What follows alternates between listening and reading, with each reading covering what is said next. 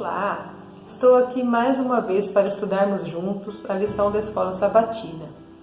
Nesse segundo trimestre estamos estudando acerca da lição Em Contato com a Natureza. E o tema deste sábado, da lição 5, vai tratar o cristão e a natureza. Vamos aprender aqui várias lições que o cristão pode aprender com a natureza. O verso áureo diz: Ó Senhor, quão variadas são as tuas obras! Todas as coisas fizeste com sabedoria, cheia está a terra das tuas riquezas. Este verso está em Salmos 104, 24. E o salmista aqui, ele, mais uma vez, ele enobrece as obras de Deus. Quanto elas são variadas, né? As obras que ele chama como uma riqueza, né? Que Deus ele criou.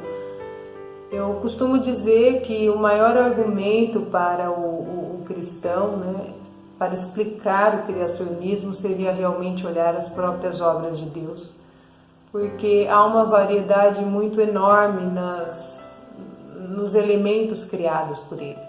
Se nós pegarmos uma árvore, da mesma árvore você tirar algumas folhas, apanhar algumas folhas de uma árvore enorme com milhares de folhas, você não vai conseguir encontrar uma folha igual a outra. E assim também é com nós seres humanos. Quantas milhares e milhares de pessoas já viveram e vivem neste mundo, e cada um tem sua peculiaridade. Deus, ele não tem como explicá-lo, não tem como explicar as suas obras. Ele é maravilhoso.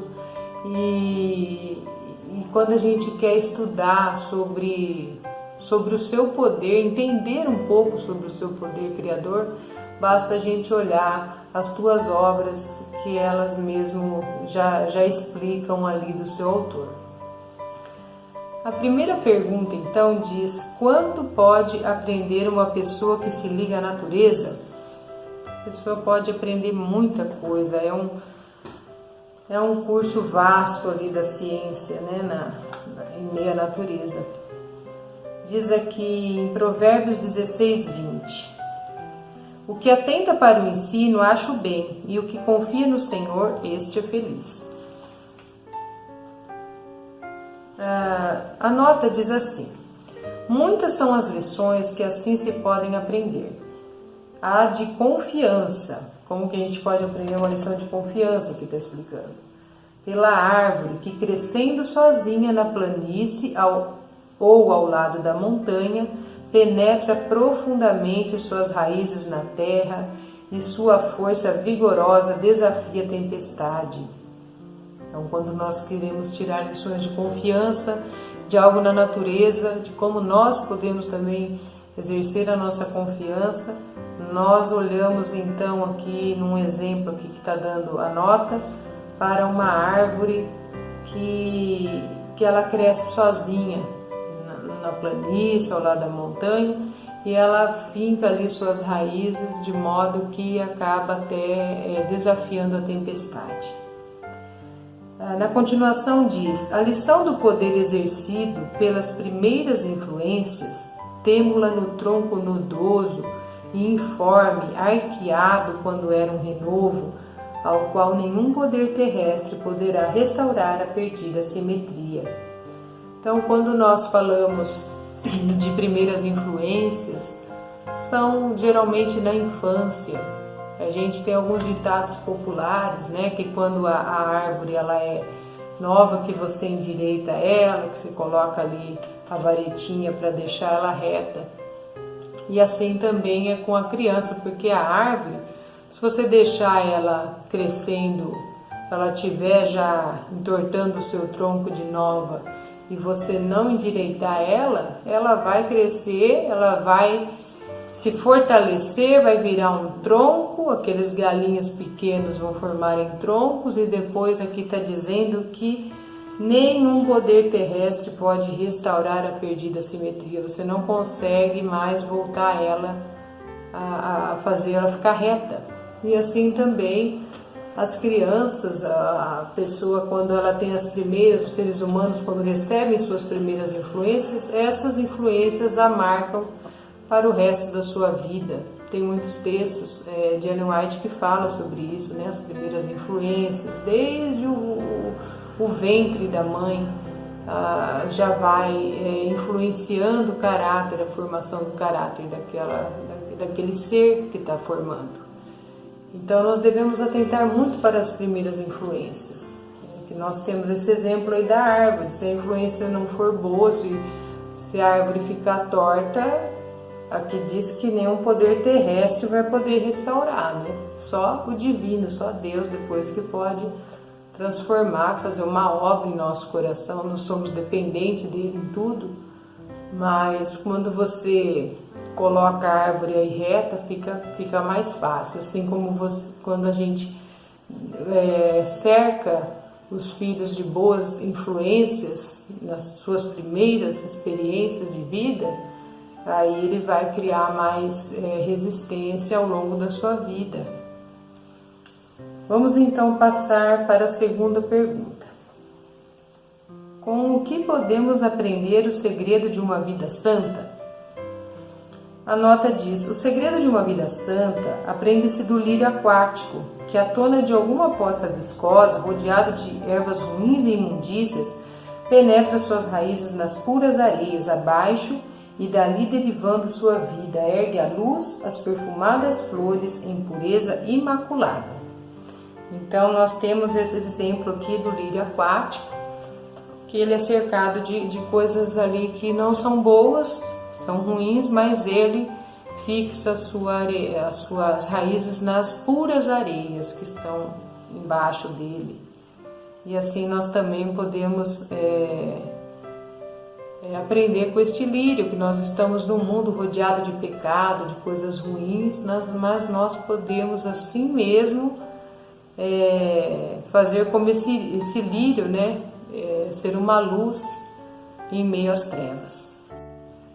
A terceira pergunta diz: como o seguidor fiel pode ler palavras de conforto e confiança em Deus? Em Salmos 103:19 diz assim: nos céus estabeleceu o Senhor o seu trono, e o seu reino domina sobre tudo. A nota que vem trazendo de Parábolas de Jesus, página 19, diz: ele quer que leiamos em cada lírio e em cada haste da relva. Olha onde que o Senhor então quer que a gente lê essas palavras de conforto e confiança em cada lírio e em cada haste da relva. Suas palavras estão cheias de consoladoras afirmações e são próprias para fortalecer a confiança em Deus. Possamos buscar assim então na natureza ter este conforto, esta confiança em Deus, assim como os elementos dele criado dependem dele para se desenvolverem, nós também dependemos de Deus para nos desenvolvermos em tudo e principalmente espiritualmente. Na quarta pergunta, fala assim: quando somente este seguidor está apto para aprender e apreciar a ciência da natureza? Salmo 105:4 fala assim: buscai o Senhor e o seu poder, buscai perpetuamente a sua presença. A gente vê que nós devemos buscar o Senhor sempre. Quando diz perpetuamente, é para sempre. Nós devemos estar sempre ligados ao Senhor, buscando a sua presença. E a nota diz: se o seguidor de Cristo crer em sua palavra, então aqui a pergunta está dizendo quando somente o seguidor está apto para aprender e apreciar a ciência da natureza. E aqui diz que se o seguidor de Cristo crer em sua palavra e praticá-la, não haverá ciência no mundo natural que não possa compreender nem apreciar. Ele vai compreender, ele vai apreciar, se ele se dispor ali a crer na palavra de Deus e praticá-la, ele vai compreender todas essas lições dadas pela ciência, da natureza. Nada há que não lhe forneça meio de partilhar a verdade com outros. A história natural é um tesouro de conhecimentos em que todo estudante na Escola de Cristo pode obter. Uma promessa, então, muito importante para nós. A quinta pergunta. Ao contemplarmos o encanto da natureza, que experiência sobrevir-nos-á? Vamos ver qual é essa experiência. Antes, porém, vamos ler Salmo 104, 16 até o 17, que diz assim: Avigoram-se as árvores do Senhor e os cedros do Líbano que ele plantou, em que as aves fazem seus ninhos, quanto a cegonha, a sua casa é nos cipestres. Que coisa maravilhosa! O salmista, ele fala muito das obras de Deus, está sempre exaltando as obras de Deus, porque as obras de Deus falam muito para nós. E aqui diz: contemplando o encanto da natureza, estudando suas lições no cultivo do solo, no crescimento das árvores, em todas as maravilhas da terra, mar e céu, há de vir-nos-á percepção nova da verdade, os mistérios ligados ao proceder de Deus para com os homens, as profundezas de sua sabedoria e penetração, vistos na vida humana, verificar-se-á serem um depósito repleto de tesouros. Deus, ele nos dá muitas lições, ele extrai muitas lições para nós da natureza. Jesus, quando aqui viveu, ele costumava muito pregar por meio de parábolas, sempre usando elementos da natureza para comparar uma coisa com a outra, para nos fazer familiarizar com aquilo que ele estava procurando nos dizer. Não usava de coisas enigmáticas demais para que nós não pudéssemos entender. Usava as coisas do nosso próprio cotidiano, do nosso mundo, para que nós pudéssemos ter como observar e tirar lições daquelas experiências que Jesus contava. Então, nós contemplando as lições da natureza, nós vamos aprender muitas coisas, no cultivar um solo, no plantar uma semente, a paciência para fazê-la brotar, para fazê-la florescer, crescer. Tudo isso, em cada detalhe, Deus nos traz uma experiência a tirar daquilo. Que nós possamos, então, cada vez mais apreciar cada detalhe da obra do nosso Criador. A sexta pergunta, então, que seria a última da minha parte, diz assim: por que os queixosos e pessimistas nunca recebem os raios do sol da justiça? Provérbios 18:2. O insensato não tem prazer no entendimento, senão em externar o seu interior. A nota está no Ciência do Bom Viver, página 251, que Ellen White diz assim: os professos cristãos que estão sempre se queixando e que parecem julgar que a alegria e a felicidade sejam um pecado, não possuem genuína religião. Os que encontram um funesto prazer em tudo que é melancolia no mundo natural, que preferem olhar as folhas mortas em vez de colher as belas flores vivas, que não veem beleza nas elevações das grandes montanhas e nos vales revestidos de luxuriante verdor, que fecham os sentidos à jubilosa voz que lhes fala da natureza e é doce e harmoniosa ao ouvido atento, estes não estão em Cristo. Estão colhendo para si mesmos tristezas e sombra, quando poderiam ter esplendor. O próprio sol da justiça surge-lhes no coração e trazendo saúde em seus raios. Esse texto, irmãos, me faz lembrar de uma experiência que eu li no livro Caminho a Cristo. Certa vez, não está relatado aqui na lição, mas eu gostaria apenas de relembrar com os irmãos, de uma irmã que que escreveu para Ellen, né, enquanto acho que ela estava na Europa, se não me engano. E essa irmã, então, ela estava passando grandes amarguras, estava com o coração um tanto pesado ali.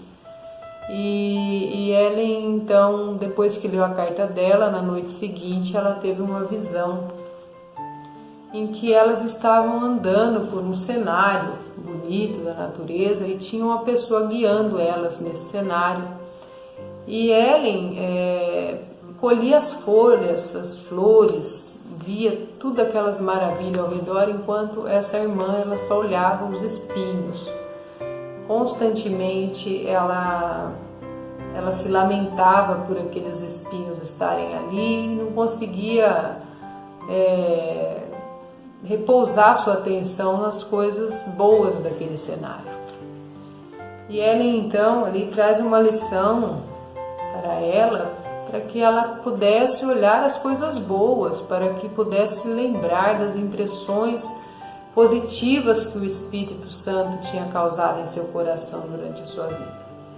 Então, nós devemos sempre tentar fazer como Ellen escreveu ali, nós devemos procurar olhar as coisas boas, tentar, ao pegar uma rosa, a gente olhar as pétalas formosas que elas possuem, a sua formosura, a sua beleza, e não simplesmente olhar os espinhos.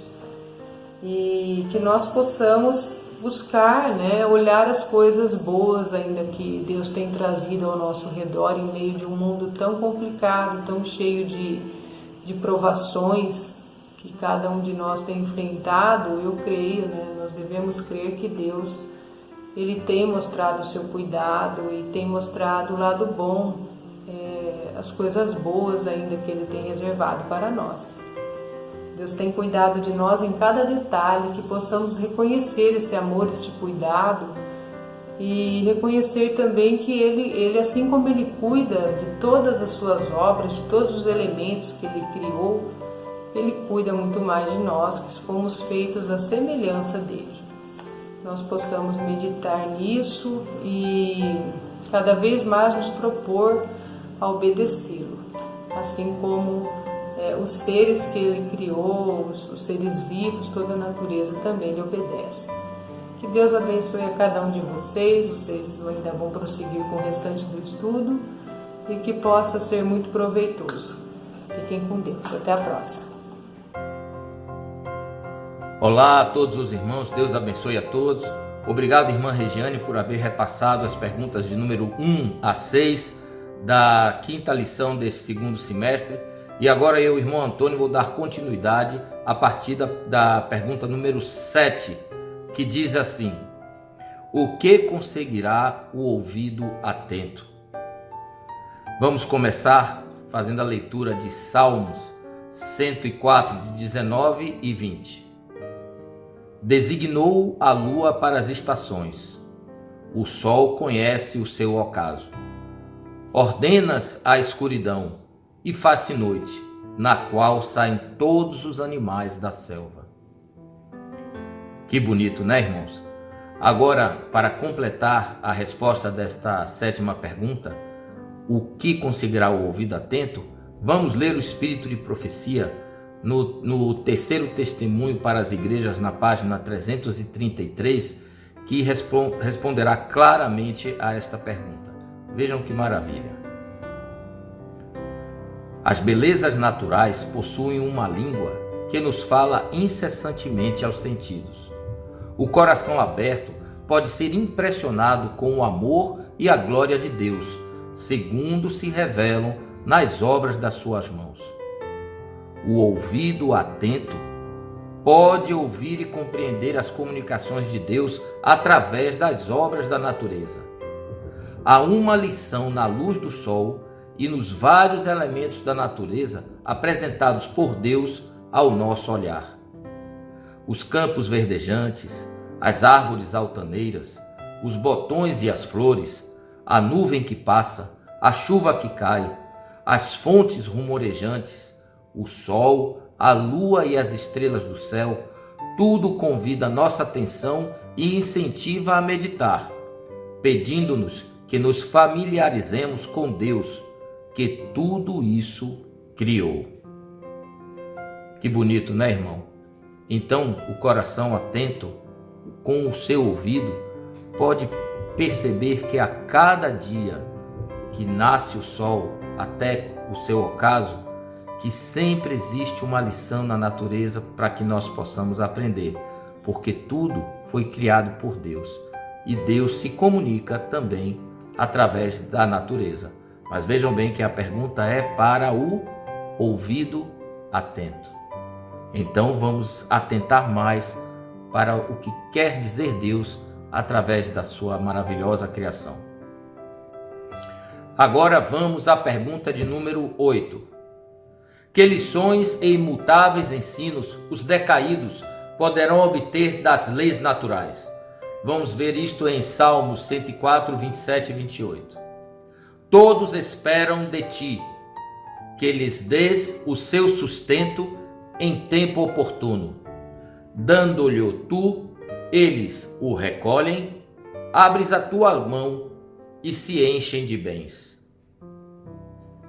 E agora, irmãos, vamos ler no mesmo volume 3 de Testemunhos para a Igreja, na página 333, a continuação que nos revela assim: as lições a serem aprendidas nos vários elementos do mundo natural são estas.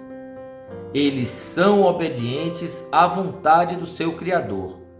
Não negam nunca a Deus, nunca recusam obediência a qualquer manifestação da sua vontade.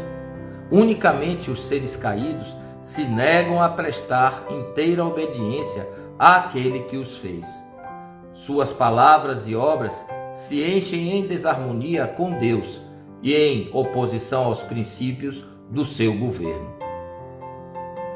Então, irmãos, aqueles desobedientes não querem seguir ao governo de Deus. Na sua imperfeição, eles não querem ver a luz do Criador, a sua obra maravilhosa. Mas a natureza, irmãos, sempre está obediente àqueles que os criou. Vamos agora para a pergunta de número 9.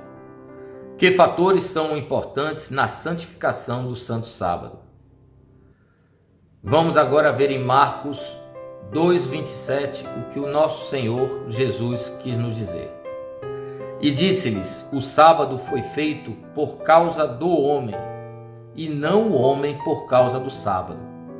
Assim, o Filho do homem, até do sábado, é Senhor. E agora vamos ler o Espírito de Profecia, o segundo testemunho para igrejas, página 583. Veja bem a importância de como devemos aproveitar o Santo Sábado. Para santificar o sábado, não é necessário encerrar-nos entre paredes, afastados das belas cenas da natureza e do ar livre e revigorador do céu. Não devemos em casa algum permitir que encargos e transações comerciais nos desviem a mente do sábado do Senhor que Ele santificou. Nem devemos permitir que nossa mente se demore em coisas de caráter mundano. Mas a mente não pode ser refrigerada, vivificada e enobrecida, sendo confiada quase todas as horas do sábado entre paredes, ouvindo longos sermões e orações tediosas, formais. O sábado do Senhor é mal empregado, se for assim celebrado. O objetivo para o qual foi criado não é atingido. A pergunta de número 10 nos diz assim: como a parte restante do sábado deve ser aproveitada depois de encerradas as reuniões? Vamos ver em Provérbios 8:14 o que a Santa Palavra nos diz. Meu é o conselho e a verdadeira sabedoria. Eu sou o entendimento, minha é a fortaleza. No Espírito de Profecia, no volume 6 de Testemunho para Igrejas, página 358, nos revela o seguinte: A escola sabatina e o culto divino ocupam apenas uma parte do sábado. O tempo restante poderá ser passado em casa e ser o mais precioso e sagrado que o sábado proporciona. Os pais deverão passar boa parte desse tempo com os filhos. Em muitas famílias, os filhos menores são deixados à vontade, a fim de se entreterem como melhor puderem. Abandonadas a si mesmas, as crianças em breve ficam inquietas e começam a brincar ou ocupar-se de coisas inadequadas. Desse modo, o sábado perde para elas a sua importância sagrada. Quando faz bom tempo, os pais devem sair com os filhos a passeio pelo campos e matas. Em meio às belas coisas da natureza, expliquem-lhes a razão da instituição do sábado. Então, irmãos, o restante do sábado, nós devemos dedicar mais tempo na companhia dos nossos filhos, ensinando-lhes exatamente qual o significado do Santo Sábado, quão precioso é este dia para o nosso relacionamento com Deus. Muito importante essa lição. E agora, amados irmãos, vamos para a última pergunta, a pergunta de número 11, que fecha com chave de ouro esta lição número 5. Como foi a expressão do salmista ao ler o livro da natureza? Vamos encontrar a resposta em Salmos 104, 24. Ó Senhor, quão variadas são as tuas obras! Todas as coisas fizestes com sabedoria. Cheia está a terra das tuas riquezas. Irmãos, todos aqueles que buscam na natureza a sabedoria de Deus, ali encontrarão. No voar dos passarinhos, as maravilhosas penas que os cobrem, os rios, as matas, as florestas, aquelas altas árvores, o doce fruto, a semente que dá uma nova geração àqueles vegetais, as nuvens dos céus, até mesmo nas tempestades, nos raios, nos trovões, na lua que passeia pelo escuro céu, o sol que brilha, que nos traz luz e vida. Irmãos, ali na natureza podemos encontrar toda a riqueza de Deus.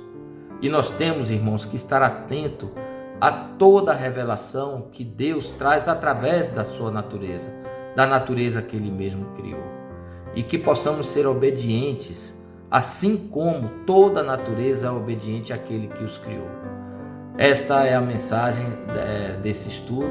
Que Deus abençoe a todos e que possamos desfrutar este sábado na natureza com nosso Senhor. Deus abençoe a todos. Em nosso site vocês encontrarão estudos, notícias, dicas de saúde, além de todas as nossas lições. Participem conosco através da nossa página no Facebook e assistam todas as nossas lições através do YouTube.